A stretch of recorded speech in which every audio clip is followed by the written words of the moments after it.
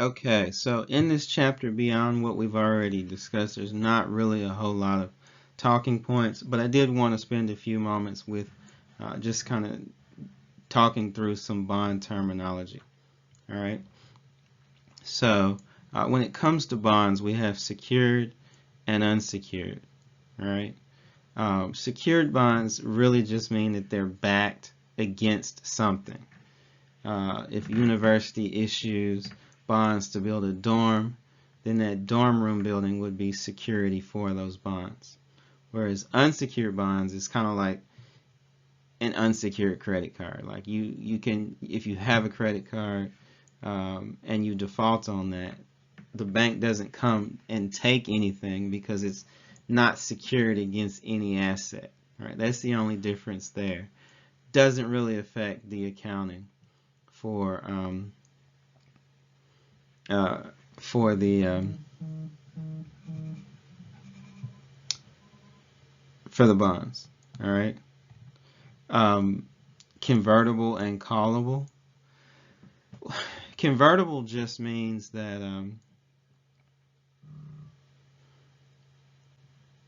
the bonds are can be converted into stock. All right, and that's sometimes an attractive feature for an investor that may be interested in stock ownership at some point. Right. Callable means that the company is not obligated to allow the bonds to be outstanding for the entire term. So if I buy a 20-year bond, but it has a call feature, that means if the company has positive cash flow at the end of year 10 and wants to call those bonds and pay me off, they can do that. And usually there's a slight premium for doing so. But that means that I'm not guaranteed that 20 years of interest because the company called them in year 10. So callable is a feature that allows for the company to cut the bond term short. All right.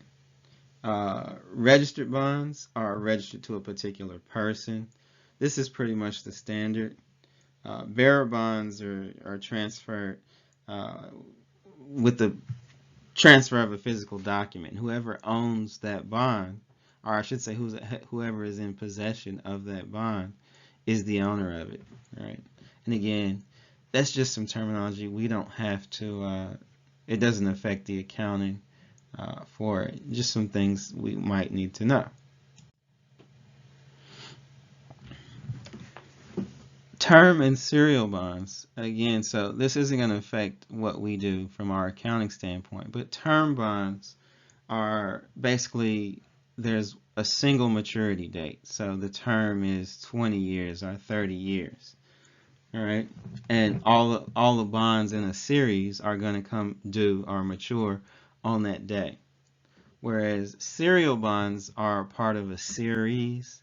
It's the same principle, but the maturity dates may be staggered from year to year to year, right? All of the bonds in the same series, but they have staggered maturity dates. That's the only difference there. Okay, that's it for now.